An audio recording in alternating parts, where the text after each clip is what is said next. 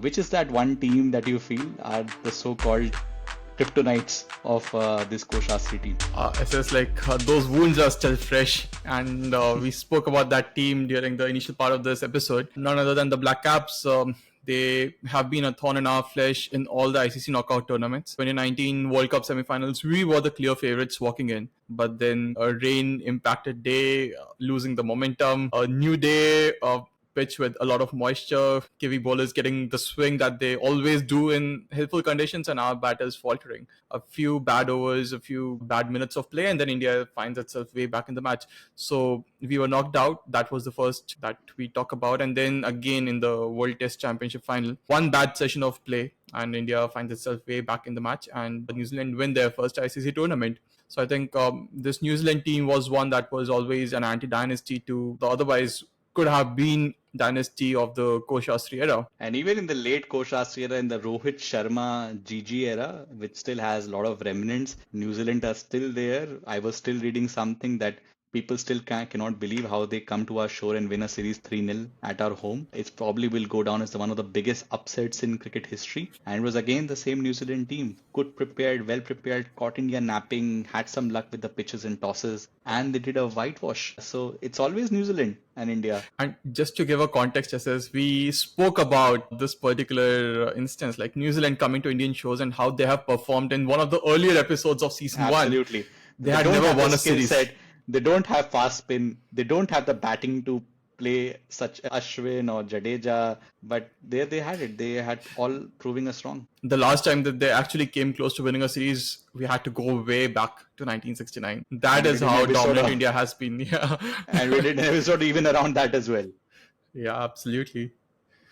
But yeah, since you also mentioned about Bumrah no ball to Harry Brook last evening, it created wounds of, it reopened wounds of 2017 Champions Trophy final, a certain day where India was absolutely favorites, especially going with our record in ICC events against Pakistan, how dominant we were in the tournament as well, how that team was led, and then things could happen and a Fakar Zaman happened and we just couldn't deal with it. Yeah, so that is also a case of Pakistan watering down the Koshastri era, but it is something that we will always remember. Yeah, on the contrary, I was about to say that that's a day that I would always want to forget.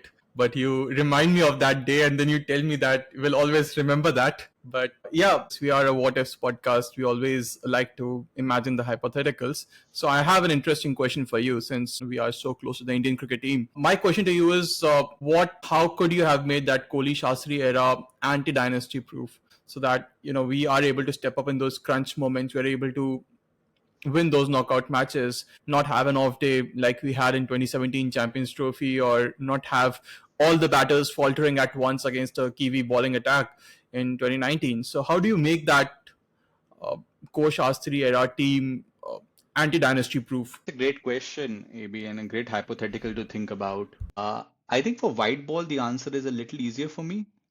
If we take the example of 2019 World Cup, and even in general, when this Koshastri team was dominating bilaterals everywhere, and I think Pinnacle was winning series away in South Africa 5-1 or 6-1, and the Kulcha effect. Koshastri era for me in both white ball and red ball is defined by plan a great plan A, and that is so good that it'll work 90% of times. But when it falters, especially when it comes to team combination, you have problems against really good sides. In white ball cricket, of course, we've spoken in T20s, we were behind the curve when it came to West Indies comparison and also in England and ODI cricket. And I think a reason for that is not because of our, like Rohit Sharma and Dhawan were not batting fast. I think we had Kedar Jadhav as your sixth bowler. We had so much confidence on our five bowlers that they will always deliver, that whenever one of them gets pummeled, like Kuldeep in that 2019 World Cup game against England, you never had that six bowler. Jadhav was decent, but not really good that he could stop runs or take wickets. And that era of the sixth bowler being dibbly dobbly could work. You needed to have a proper sixth bowler, even though you have Hardik as well. I mean, Hardik was a pretty decent, but still, you needed that kind of insurance. And also, your bowlers couldn't bat.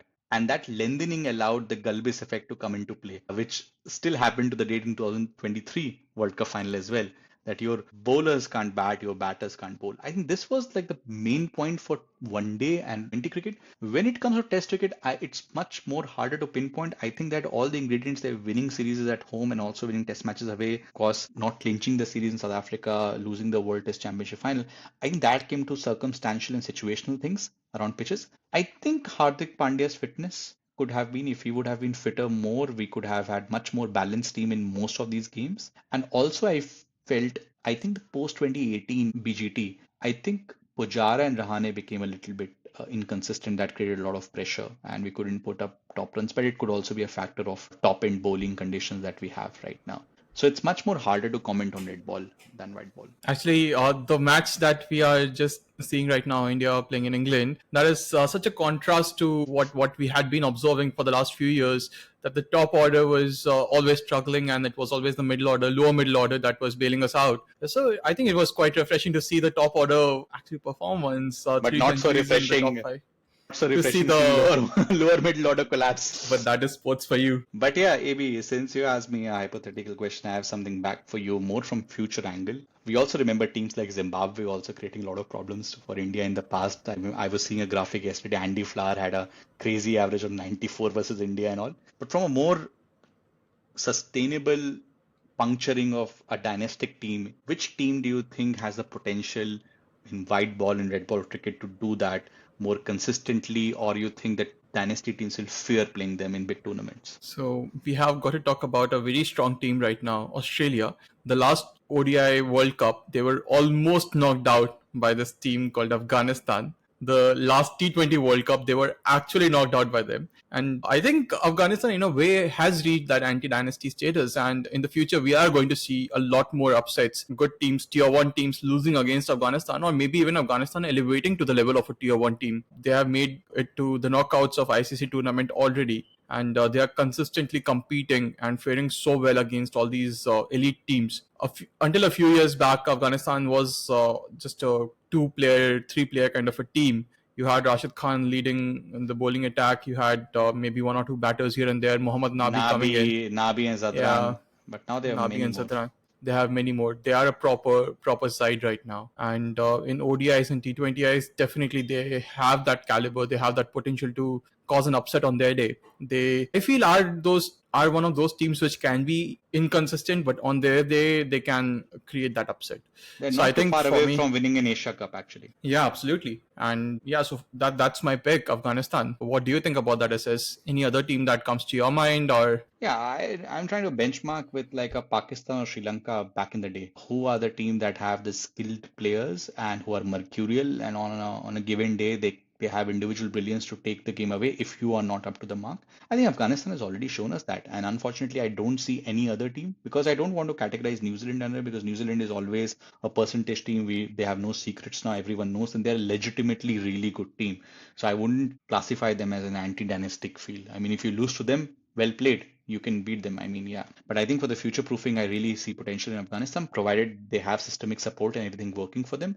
They are really building a good core. And with Jonathan Trott's leadership in management available there, I think they have got a really good future.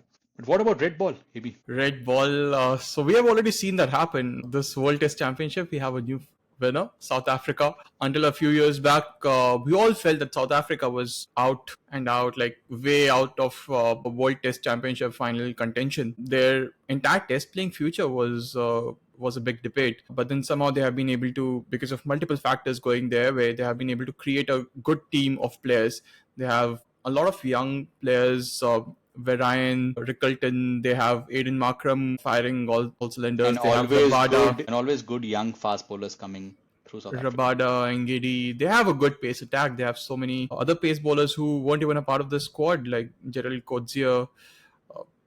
Overall, I think they're Andre Berger, a lot of them. Andre Berger, yeah, absolutely. So I think that is one team which is going to be a big threat to any potential red ball dynasty. Probably they can create one of their own. Who knows, with India, Australia going through massive transitions. England already is in that transition. So probably South Africa can actually create a dynasty of their own. But we'll have to wait and watch. Well, and they can certainly claim to be so. They are the world champions. Nobody can take them away, even though people might question that they didn't win a 3-match, 5-match series versus India away. But we'll find out. They will soon be touring India as well.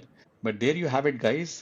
This was today's episodes on anti-dynasties, the teams that will break the so-called dynasty teams. But hope you enjoyed the episode. Do like, share, and subscribe, and keep supporting us. We publish weekly on all podcasting platforms, including YouTube. A lot of short form content as well on social media. Do give us a follow there, and we will soon be back with another episode next weekend. Till then, bye bye.